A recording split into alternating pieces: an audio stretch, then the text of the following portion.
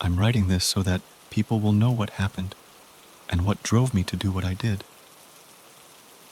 I'm writing this as a warning so that no one else will follow in my footsteps. It began last week. I had recently inherited some money, not I never have to work again money, but still a good amount. It was from an aunt on my father's side. I had really only ever met her a couple of times when I was a kid. I hadn't had any contact with her after my father died when I was in my 20s, even though she was my last living relative. I instantly knew what I wanted to spend it on. I had always wanted a small cabin in the woods where I could flee the everyday stress, the city, all the shit that we all have to deal with on a daily basis. A place just for me, where I could kick back by the fire and just recharge my batteries. I wouldn't say that I'm an introvert. I just enjoy my own company more than spending time with others, that's all. So, a couple of weeks ago, I'm browsing the internet for cabins not too far away from where I live, and my curiosity was piqued by an ad on one of all the websites with houses for sale. A small, own-story wooden cabin, situated right by a medium-large lake, in the middle of the woods. Not another house for miles in any direction, and only about a 2-hour drive from my home. It looked exactly like the cabin I've always seen in my mind whenever I've been daydreaming about having my own place like that. Now, it did seem to be a bit run down, but the price was almost too good to be true. I just had to see this place with my own eyes. Curiously enough, even though they've posted an ad for this place online, I couldn't seem to find a website for the agency. Only a landline phone number on the ad itself. I called the agency to set up a meeting with their agent. After a few unanswered signals, a man answered. He sounded out of breath, like he had rushed to answer the phone. We decided that I was going to drive up to their office on Tuesday last week and meet up with him, and together we were going to drive down to the cabin to have a look. So come Tuesday, I'm super exited all day and feeling good about this place. 2 minutes after I got off work, I'm in my car, typing in the address to the agency in my GPS, and off I go. The office was located in a small town not too far from the cabin, about 30 minutes by car. The town itself was your typical small community, with small shops and stores that looked like they had been owned by the same families for generations. A small church, kids playing in their yards with the fallen autumn leaves on the ground. It seemed to be a quiet, peaceful place to live. A typical everybody knows everybody place. The not-so-gentle GPS voice abruptly advised me that I was coming up to my destination in a couple of minutes. I took a turn and saw the sign for the agency on the other side of the street. I turned my car around at the next intersection, and when I came up to the place, a man was standing outside with a briefcase, constantly checking his watch, clearly waiting for someone to arrive. I parked my car and got out to go over to the agency when the man looked over my way. "You're here for the cabin, right?" he said, with a classic sales smile on his face. "The cabin by the lake?"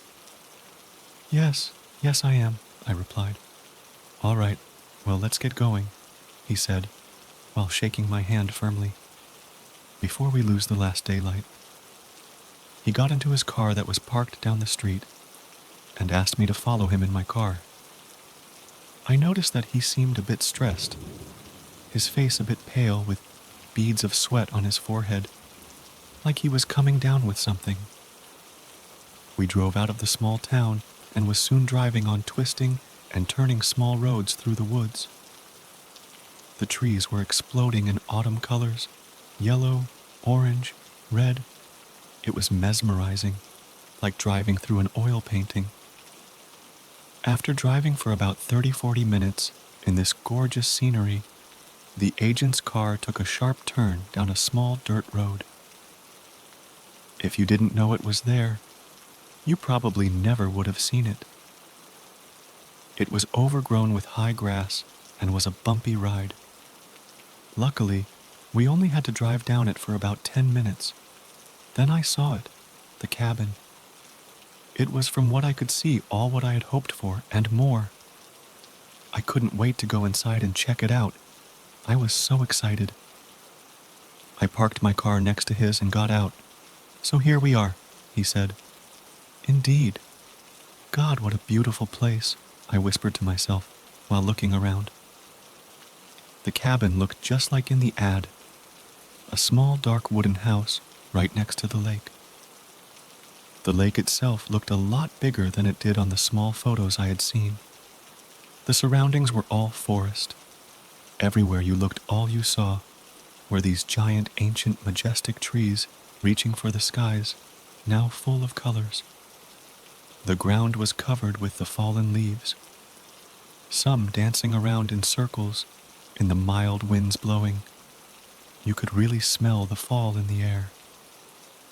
Soon it would be winter, and I could only imagine how beautiful this place would look, like covered in snow. I decided then and there that I would spend my entire holiday vacation there. "Should we have a look?" I heard him say, awaking me from my daydreaming. Yes, of course, show the way," I said, smiling. "So, this cabin is old," the agent said, while slowly walking towards the front door. "In fact, we don't know who built it or when," he continued, "but for as long as we have had a town record, this cabin has been here, and we've been keeping record for about 140 years. But I honestly think this cabin is much, much older than that. Now, of course, the cabin has seen a couple of different owners over the years, and most of them has modernized the place in some way or another when moving in. For instance, there is running water, an indoor bathroom, and electricity. There is, however, no landline telephone, and the cell reception out here is sketchy at best." "Ah, no worries," I said. "My plan is to come out here to get away from all of that anyway, so that's actually just good. Gives me another reason not to check my emails every 5 minutes. Ha ha, yeah, I know what you mean. Come on, let's go inside," he said. I didn't say anything, but his sales pitch was unnecessary. I had already made my mind up. I needed this place. It was, however, out of character for me to feel like this. I could easily spend several days browsing through different stores, comparing prices just for a pair of jeans. Yet, here I was, ready to hand over quite the amount of cash on a cabin I've never even sat foot in. But somehow, it didn't bother me. It was like I was drawn to it. I needed it. I wanted it, with every fiber of my being. The front door opened straight into a large living room. In the wall to my right, there was a big stone fireplace, beautifully and masterfully built, with large stones of different forms and sizes, carefully placed like a jigsaw puzzle, framing the fireplace. Opposite it to my left was a door to the bedroom, and next to that, the door to the bathroom. I immediately fell even more in love with the place. I was so into it that I at first didn't even reflect over the fact that it was furnished. The bedroom was a cozy little room with a big window overlooking the woods and the dirt road we drove down a couple of minutes earlier. In front of the window, there hung old, see-through, once white, curtains. You know, the ones grandmas always have for some reason. An old sturdy bed stood in the center of the room, complete with a madras and bedspreads. If not for all the dust, it looked like someone had just got up from it this morning and left it. Next to the bed, there was a small-sized table with a candle holder covered in old melted stearic. The bathroom was a small space with just the things you needed: a shower, a toilet, and a sink. You could tell this part was added on not that long ago, but still, it looked like it had been there for quite some time. It needed some cleaning, that's for sure, but all in all it was just fine.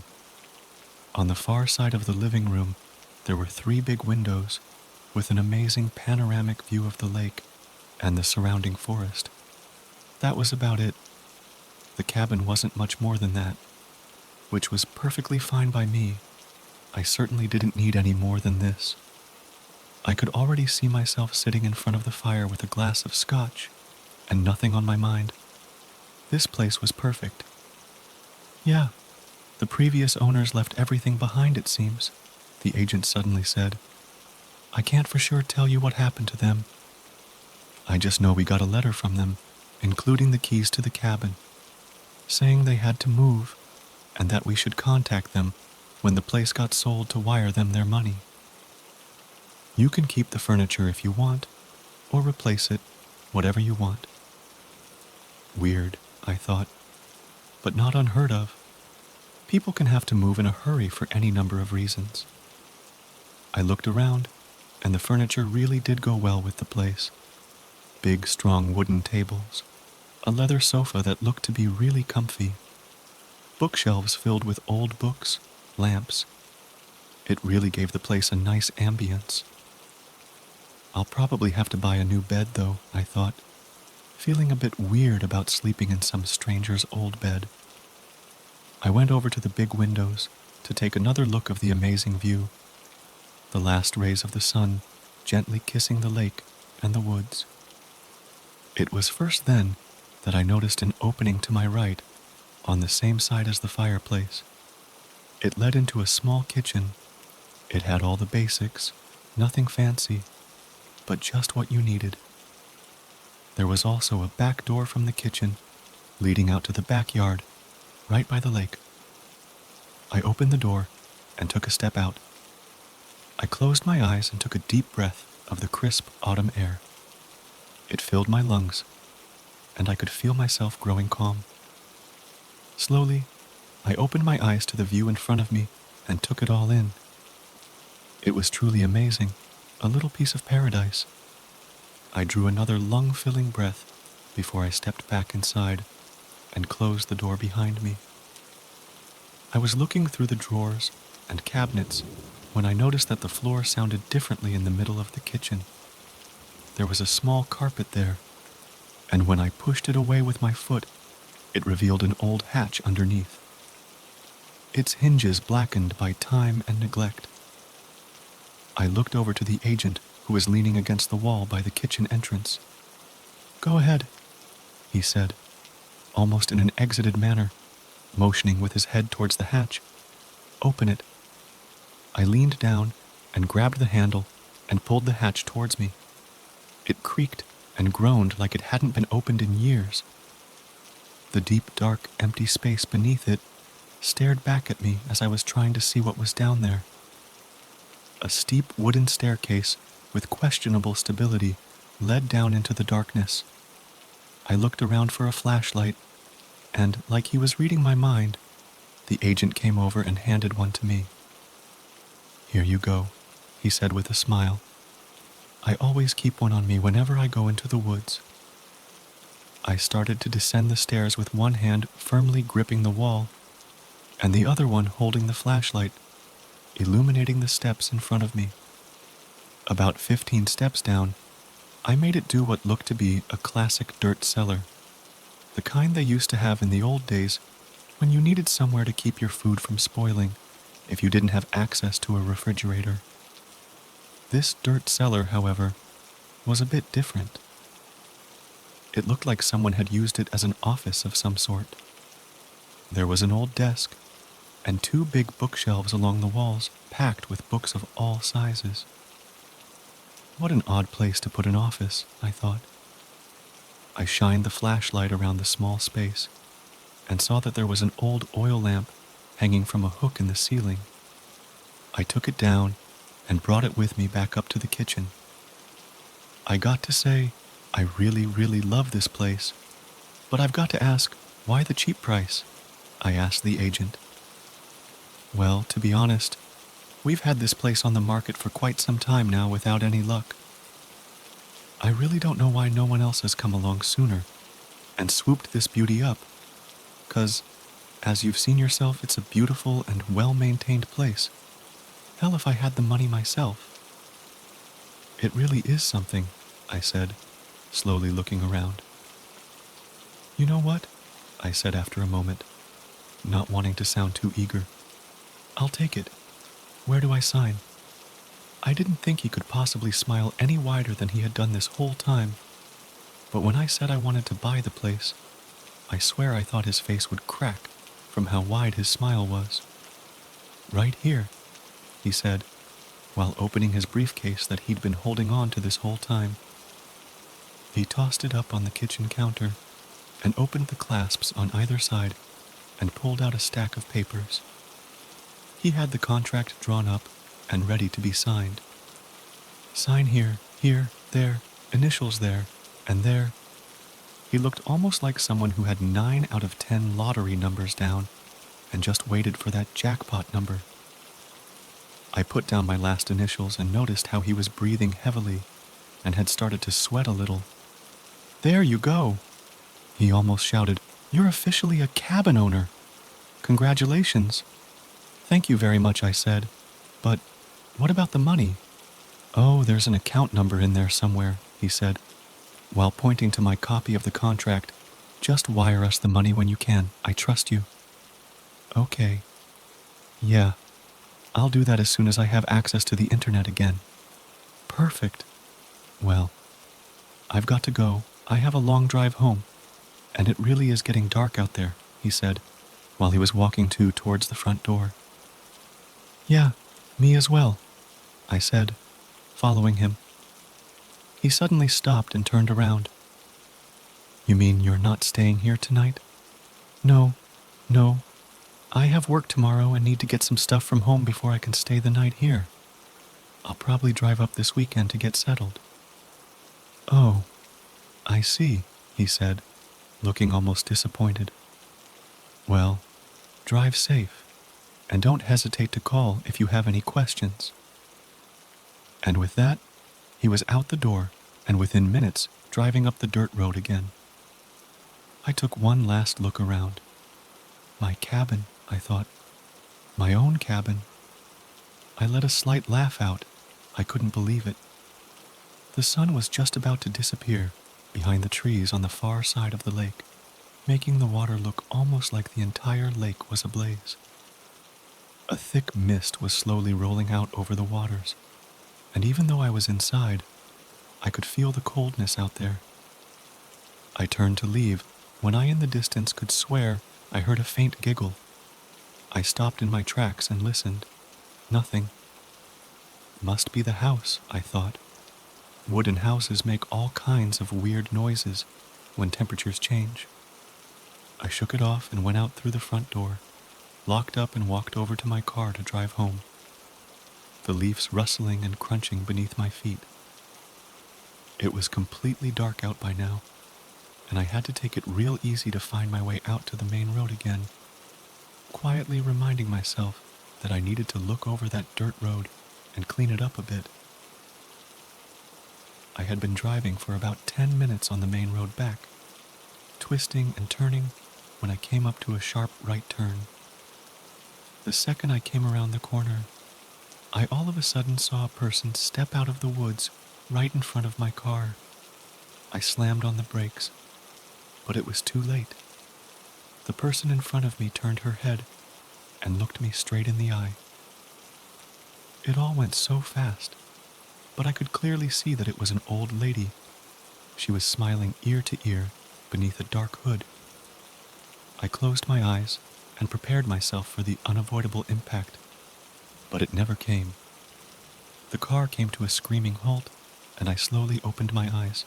Again, my heart beating like crazy. I was breathing so hard, I almost passed out before I could calm myself down. I looked all around me, but couldn't see anything or anyone outside. I loosened my seatbelt and got out of the car to see where the old lady had gone. My God, is she under the car? There was no one. Nothing. I was sure she had been there just seconds ago. I could still see her old, creepy face in front of me. Had I fallen asleep? I turned my warning signals on and walked back the way I had come, but there were no signs of anyone. All I could see were the black tire tracks on the pavement, and the smell of burnt rubber mixed in with the smells of the forest. The wind was picking up, trashing and tearing the huge trees from one side to another, branches cracking and breaking in the wind. In the distance, I heard a lone owl howl. After looking around for a while, I, without finding any evidence for an old lady, or any other person for that matter, got back to my car and drove all the way home, the rest of the way being uneventful. So Wednesday and Thursday came and went. I had put the incident with the car behind me and wrote it down as stress or sleep deprivation, and was so ready to get back up to my cabin to spend my first of many weekends there. My cabin, I thought with a smile. My bags were packed and already in the car. I hadn't had time to look for a new bed yet, but figured that I'd just throw some blankets over the existing one and make it through the first couple of nights like that. I sat in my office and counted down the minutes while staring out of the window. Outside, the busy city was living its life. People in suits, stressing to get from one place to another. Cars stuck in traffic, honking at each other to get out of the way. Buildings of all sizes, packed tight together, blocking out the last few hours of the afternoon sun, casting shadows on the streets, and stopping the fresh air from freely flowing, whilst containing all the foul stench of the city with their broad, tall walls looming above all. I absolutely couldn't stand it here. I felt claustrophobic amongst all this. I needed to get back out there, to the cabin. I closed my eyes while listening to the clock on the wall, slowly counting down the seconds, tick-tack, tick-tack. In my mind, I was back by the lake, feeling my lungs once again being filled with that pure, fresh air. Tick-tack, tick. I opened my eyes. The clock had just struck 5 p.m. I slammed my laptop together, grabbed my stuff, and took off to the elevator and pressed the button for the garage.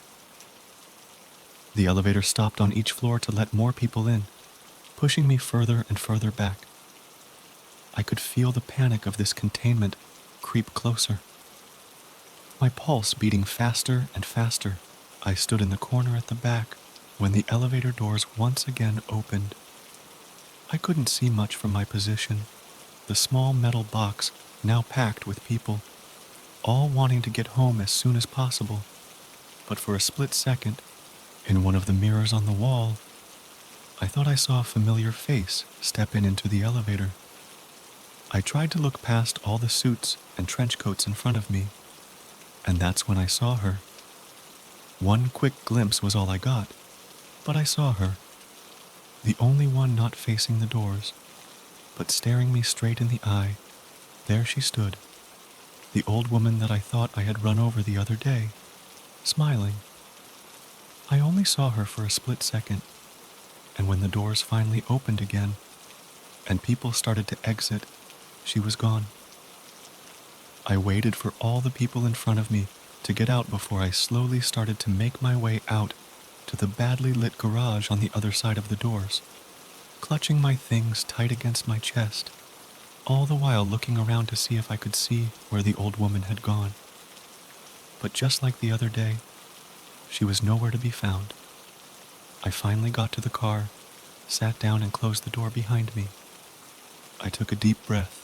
You're imagining things, I told myself. Another breath, I slapped myself in the face a couple of times to return to reality. Finally, I was on my way. I got up to the cabin at around 7 p.m. The sun was in vain, struggling to illuminate the oncoming night sky. The trees looked just as beautiful as a couple of days ago. Majestic, beautiful, huge. I wondered how old they could be. How long had they stood here, dancing in the wind, their roots digging deeper and deeper into the soil for each coming year? What secrets do they keep? What have they seen during their time? After unloading my stuff from the car, I unlocked the front door and flung it open, dropping my bags and belongings on the couch, and immediately started to get a fire going in the big fireplace. The soothing sound of the wood starting to crackle and catch on fire soon filled the small living room, along with the calming smell of a warm fire. I went out into the kitchen and brewed a big mug of strong black coffee. I took the mug into the living room and started to look a bit more closely on the stuff that the previous owners had left behind. There was some real nice things here.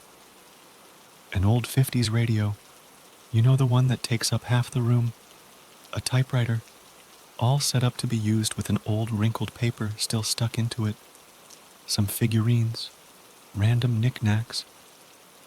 I started to go over the books on the bookshelf and noticed that they all had the same theme. They were old books like really old antiques about spirituality, religions, dark magic, crystals, and stuff like that. I had never been interested in things like that, but I got intrigued. I pulled one of the books out and sat down on the couch, skimming through it while sipping my coffee and listening to the fire, now at full blaze, spreading its warmth around the cabin. I can't understand how people still believe in this stuff, I thought to myself, while flipping through the pages. I went to put the book back up on the shelf when I noticed the painting hanging over the fireplace. How had I not noticed this before? It was a big oil painting with a thick hand-carved, dark wooden frame. A painting of this very cabin. It looked old, but the cabin in the painting basically looked the same as it did now. The quality was amazing, so much detail, all the small differences in the colors of the wood on the house, the hundreds, if not thousands of leaves on the trees, each carefully painted, the way the sun broke through the clouds in the sky and reflected on the lake. The lady in the window. Wait, what lady? I looked again.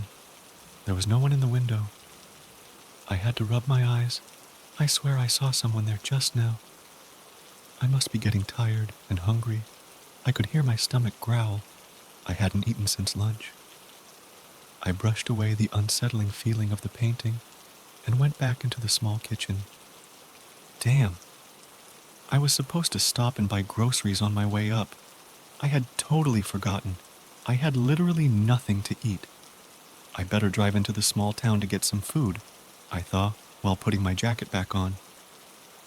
I downed the last of the coffee and placed the mug on the mantelpiece above the fireplace, then stepped out through the front door. Just like last time I was up here, the wind had now picked up again, and the trees were once again swaying violently from one side to the other, desperately trying to hold on to the last of the yellow-reddish leaves as they were being ripped from their branches in the wild gusts, like a mother trying to hold on to her child in panic. I got out to my car and started to drive away when I took a quick look in my rearview mirror and saw the exact spot that the painter must have stood while creating the painting above the fireplace. I swear I could see someone standing in the living room window, if only for a split second. I stopped the car and turned around to get a better look. There was no one. My mind is playing tricks on me. I really need to eat, I thought, and kept on driving. I got into the town and parked my car and started to walk around. It really was a small place, one main street and a couple of smaller ones intersecting, with mostly homes of different sizes. The place seemed deserted at this time. Yellow-tinted lights above the street rocked back and forth in the wind. It had started to rain. I couldn't see a living soul anywhere, but I felt like I had eyes on me from behind every curtain of every dark window I walked by. I wrapped my jacket closer and tried my best to avoid the cold rain, as I finally found a small grocery store with the lights on and went inside The store mirrored the rest of the town. It was like taking a step back in time as I went inside. It looked like a grocery store from the 50s.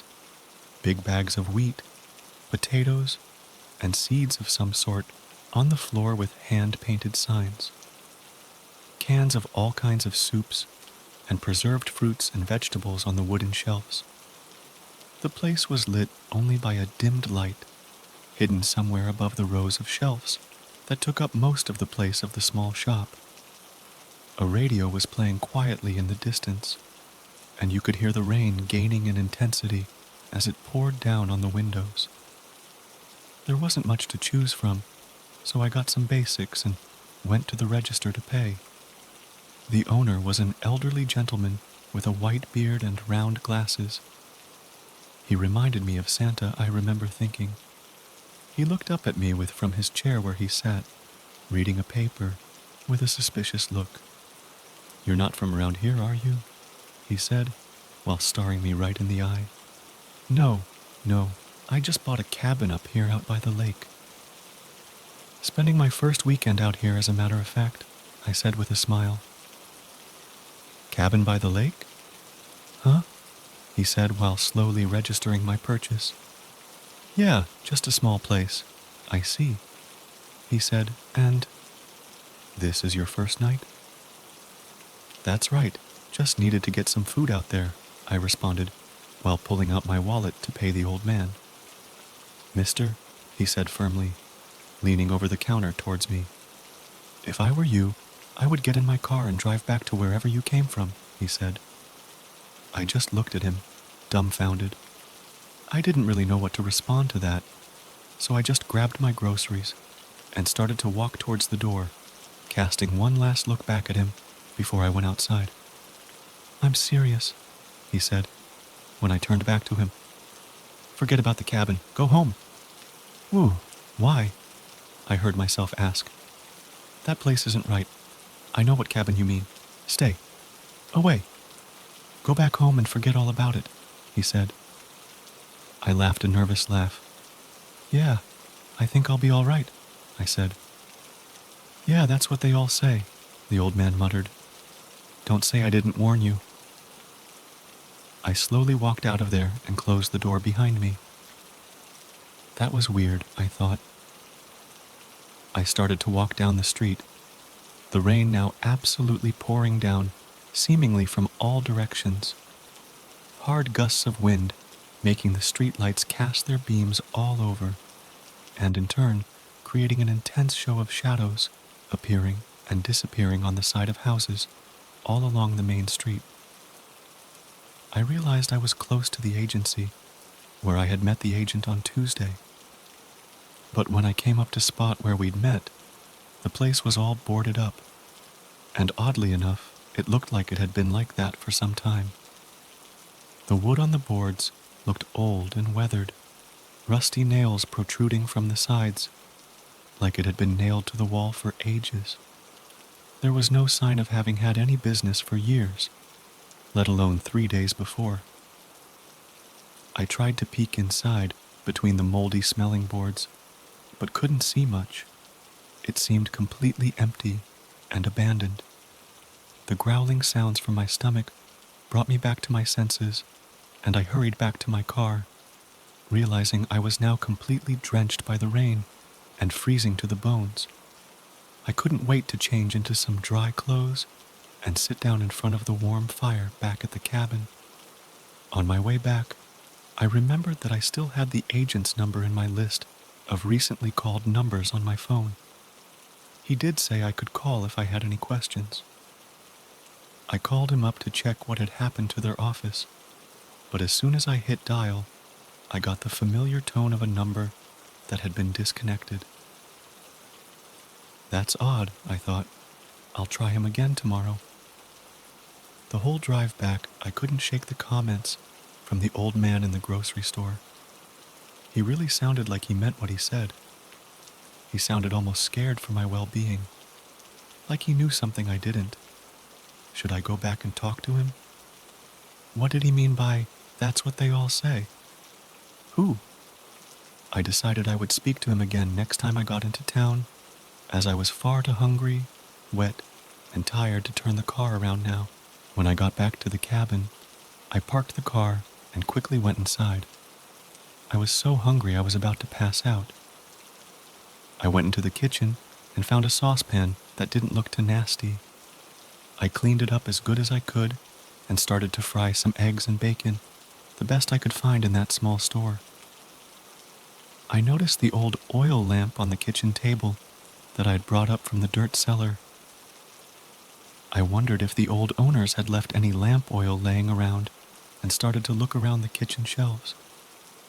After moving some stuff around, I found a bottle with some fluid left in it and filled up the lamp and lit it. It gave a real cozy light and a nice smell. I left it on the kitchen table while finishing making my late dinner.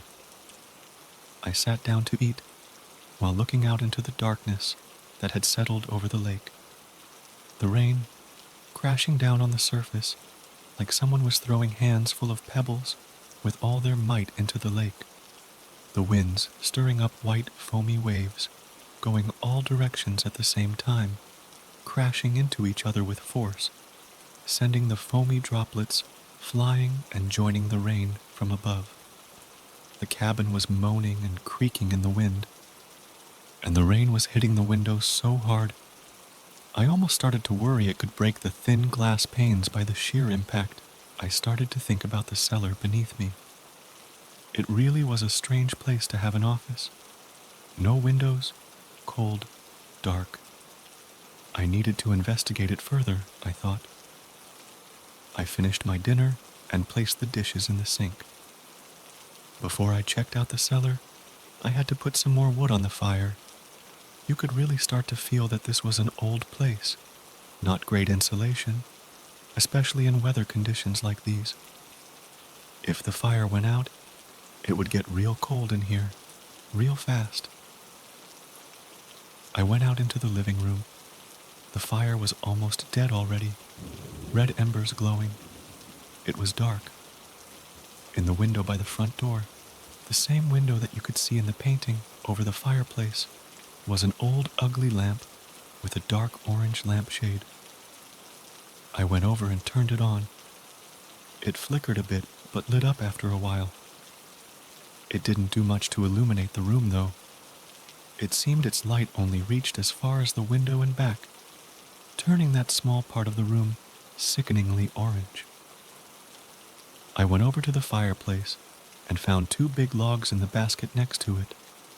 These will do fine, I thought, and tossed them on the fire. As I turned to go back to the kitchen and down to the cellar, I saw out of the corner of my eye the painting. There's a light in the window, I remember thinking. I did a double take and looked over there again. No, there's no light, there's no woman, and no light. My mind is playing tricks on me again, I thought. Must be all this fresh air, or internet abstinence, or something.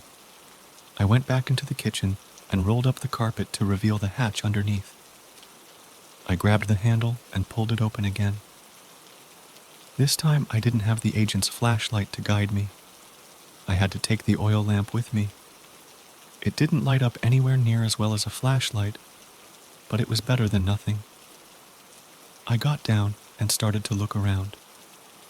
The desk was an old, massive wooden desk. Oak, I think. How on earth did they get this down here through that narrow hatch and that steep staircase, I wondered. The floor was basically just packed dirt. The walls were made of wood, the same kind as the rest of the cabin. You could smell the rain from outside, being soaked up by the wet ground on the other side of the walls. 2 big bookshelves stood to my right, both packed with books. They were all in the same category as the books upstairs. Crystals, demons, witches, stuff like that. Some of them looked extremely old with cracked spines, all leather-bound. I pulled one of the older-looking ones out and blew the dust of the cover. There was a faded image of a mountaintop in the foreground with what looked like a fire behind it. I flipped through the pages. It was written in some foreign language I couldn't understand. It looked like nothing I had ever seen before. I put it back and continued to check out the inventory. I thought I could see something that stood out against these old spines, tucked away in the back. I removed them and held the oil lamp up to get a better look. There, in the back of the shelf, was another book, but this one seemed to be a bit newer than the others. It had no title, no image on the front. In fact, it looked more like a diary than a book. I got intrigued. It was too dark to read down there, so I went to bring the book with me upstairs again. I turned around towards the staircase, but the second I set foot on the first step, the hatch above me slammed shut with such force it shook the ceiling.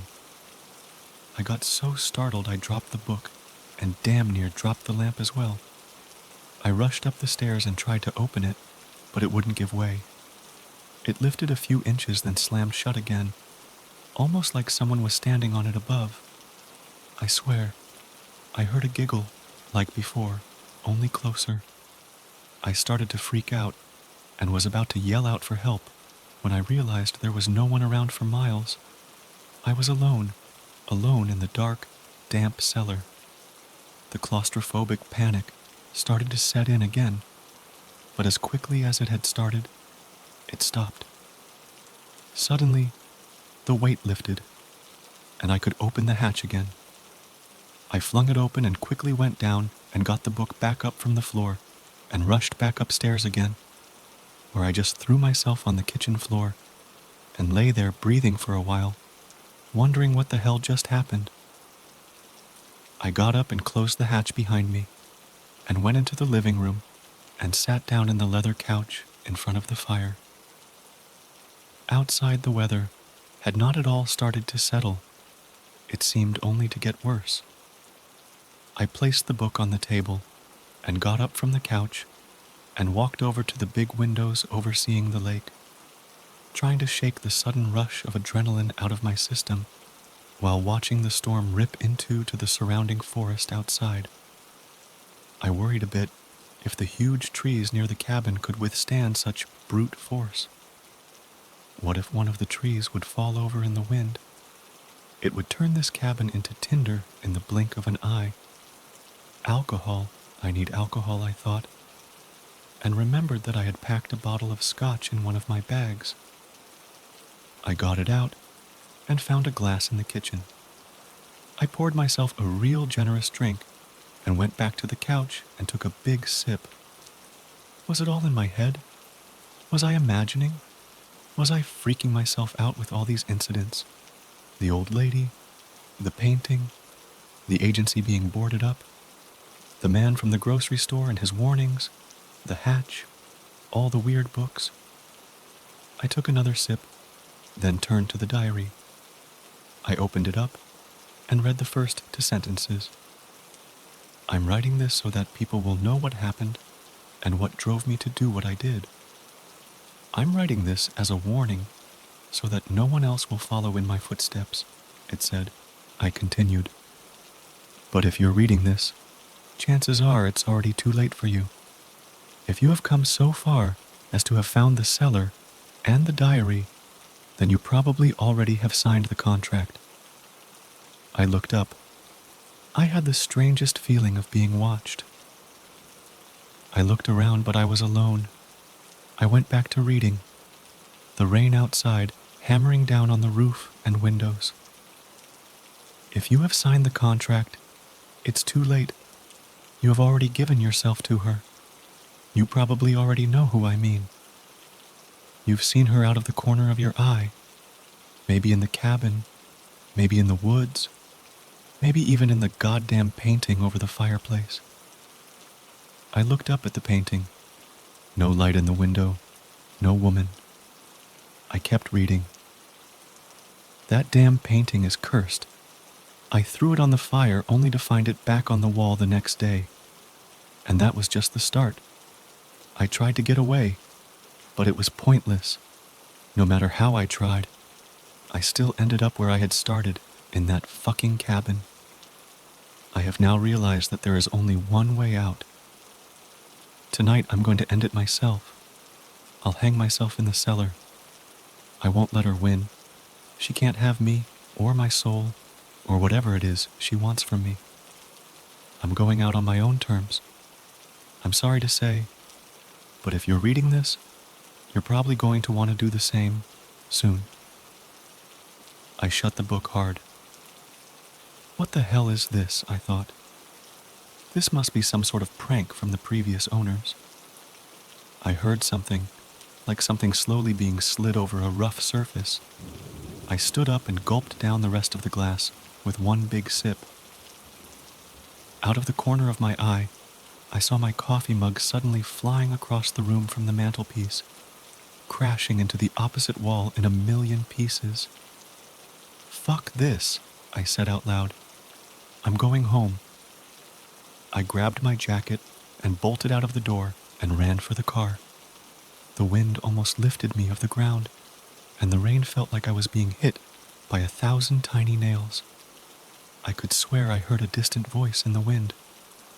I got into my car and turned the key. It wouldn't start.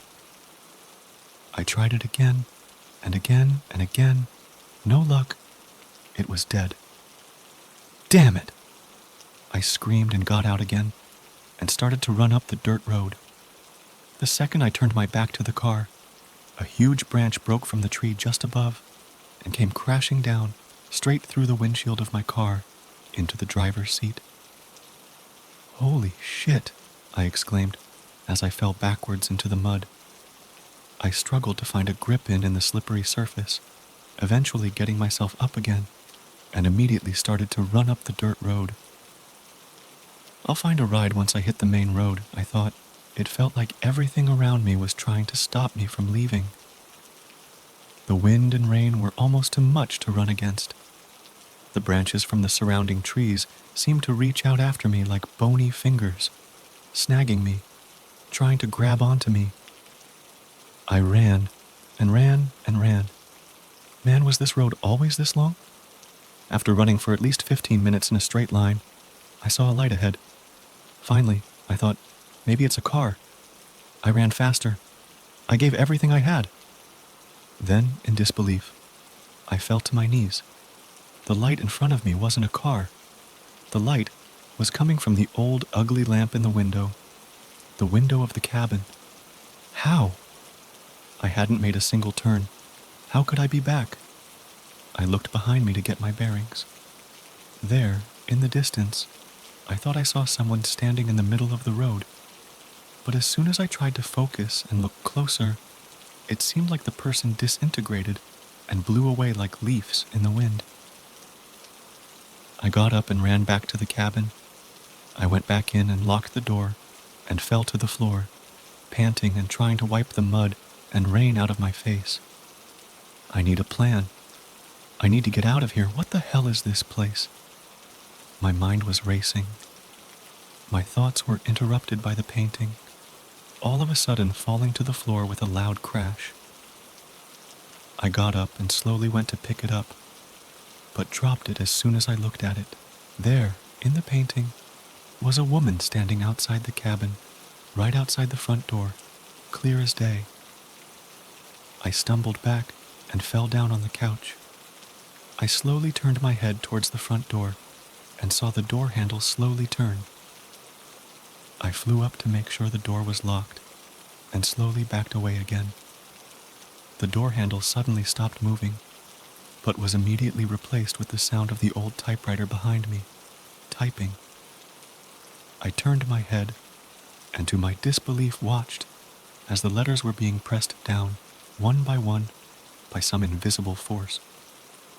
I slowly made my way over there and looked down on the paper. "You are mine, you are mine, you are mine," over and over. I couldn't believe what I was seeing, and glanced over to the kitchen. The back door, I thought. I had to make another try to get out of here. I took off into the kitchen and out the door.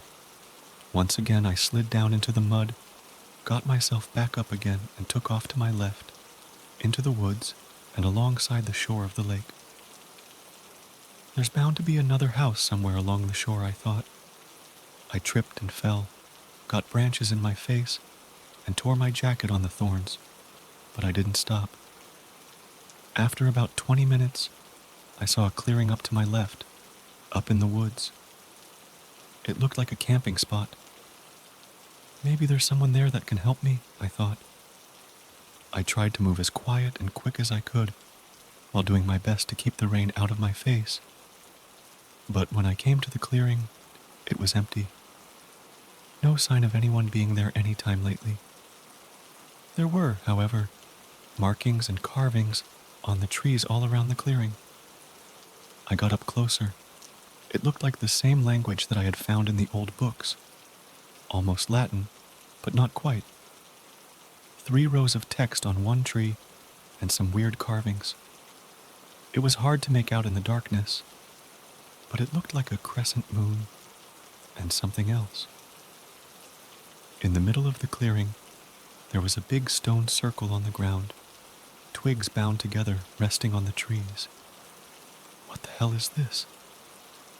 I went back down to the shore and moved on in the same direction that I had been going before, more than once tripping over fallen branches and stones, almost falling into the damn lake itself. I looked back out over the water. I could still clearly see the cabin way back there. It looked perfectly peaceful from here, but I knew better by now. I turned my head to move on and got the wind completely knocked out of me. There, right in front of me, it stood. The goddamn cabin. I looked back behind me again. A mist lay over the lake, blocking the view. Other than that, nothing but woods. I just saw the fucking cabin behind me, and now, here it is, as if I had run a full circle around the lake and come up to it from the right-hand side. I could feel my sanity go. I'm losing it. Shit like this can't be real. I must have crashed my car on the way up here and ended up in a coma or something. And this is all a dream. Yes, that's it. This is a dream. This is not happening. Reality doesn't work this way. I didn't know if this in fact was what was happening, but somewhere, somehow, it gave me a small moment of relief. The thought that this might all be some kind of messed up dream. After all, what was more likely, more probable, that I somehow had ended up in what I only could describe as a haunted cabin, or that it was all in my head? Occam's razor and all that. The simplest solution is almost always correct. Almost always. I had no choice but to go back into the cabin for the second time since the world turned to absolute shit. I was so cold, my teeth hammering against each other like a jackhammer trying to reach the center of the earth. My clothes were by this point more water than fabric. I got back in through the kitchen door and closed it behind me. I carefully looked around. No one in the kitchen. The hatch was closed, empty in the living room, bathroom, bedroom. The painting looked normal again. Front door still locked. The typewriter was still. I walked over to it again. The paper was blank. There was nothing written on it. Coma, dream, I thought. It must be. Either that, or I'm truly losing my mind. I sat down on the couch again with a loud sigh and poured myself another drink. The fire was still going. It felt good. I discarded my soaking wet jacket on the floor and could feel myself calm down a bit. I glanced over at the table and saw the diary still laying there. I grabbed it and kept on reading. I just can't see any other way out. I don't know what happens if she catches you. I don't want to know. All I know is that I've been up here for 3 days now, and I can't get out. I've tried getting to the main road. I've tried running out into the woods. I've even tried swimming over the fucking lake. No matter what I try, I always end up right back here at the cabin. This place is cursed. I even tried to burn it to the ground, but the fire wouldn't take. It's a goddamn wooden cabin, and the fire wouldn't take. God damn it. I'm writing this as a warning, but I don't know if it will make any difference. On my last day here, today, I found a diary myself, written by the last owner, with a warning for me, or for whoever would have found it. Poor guy before me couldn't take it either.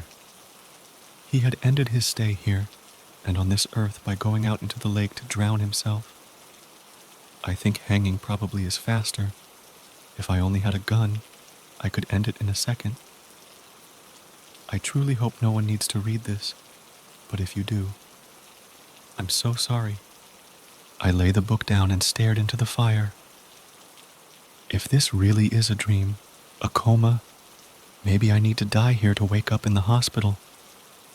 Either way, I can't take any more of this. The panic slowly started to return. I could feel tears rolling down my cheeks. It's not like I would be missed. Sure, they would have a moment at work, say a few things about me, but that's it. I don't have any family, no girlfriend or wife, no kids. I have to try. I have to try to die so that I maybe can live again. If this really is a dream, maybe it's my only way out. As soon as I had made up my mind, the old radio started to crackle, and the dial lit up in a sickeningly yellowish light. The needle of the dial slowly moving back and forth through the frequencies all by itself. A voice in the distance behind the static. No, you are mine. You have signed the contract. You will not bereft me of what I own. You belong to me. A loud bang on the door. The handle started to wiggle furiously. I stood up in panic, staring at the door, then at the radio. The dial now flying back and forth in a manic speed, and the room from nowhere burst with loud white noise. I ran to the kitchen, grabbed the oil lamp, and opened the hatch and went down. I tried to barricade it so that you couldn't open it from the other side. All I found was some rope. I tied it to the hatch and secured it to the staircase and went down. I started to look around. I didn't know for what. I glanced back up at the rope. Was it enough? I stopped and looked. There was a sturdy beam in the ceiling. Yes, I will follow the last guy here. But first I went through the drawers, and after a while found this book, this empty diary. I had to write this down. This is my warning to you, whoever you are. This is my goodbye. Maybe I'll wake up somewhere in a hospital bed with tubes coming out of me and machines all around. Maybe not. I just can't take it anymore. I have to chance it. As I'm writing this, I can hear screaming, coming from the white noise upstairs. I can hear furniture being thrown. I need to end this now, before she gets to me. I'm using the rope from the hatch, and I'm hanging myself on that beam. I hope you never have to read this, but I'm leaving the book in plain sight on the desk down here. Goodbye. Silence. Was I dead? I opened my eyes. I was lying on the dirt floor, rope around my neck. My head hurt. Blood was dripping into my eye. What had happened? I tried to get up, but I was pinned down. I had tried to hang myself, but the beam had broken and knocked me out. It looked like the back of the room was about to cave in. I managed to get out from under the beam and sat up on my knees. I couldn't breathe. I loosened the noose from around my neck and tossed it to the floor. Breathing hard and deep, the beam had knocked over one of the bookshelves. There was something behind it. What was that? A room? I managed to stand up and limp over to the bookshelf, still standing up, and leaned against it. The oil lamp was still burning on the desk. I took it and moved closer to the opening. I had to push the heavy shelf to the side to be able to slide in behind it. I entered the hidden space and held up the lamp to illuminate my surroundings. What was that in the back of the room? It looked like an altar. A big stone altar, bowls with something in it. It looked like dried up blood mixed with some other stuff. The smell was nauseating. I felt like throwing up. The walls were covered in weird symbols and sigils. In the center of the altar, there was another book.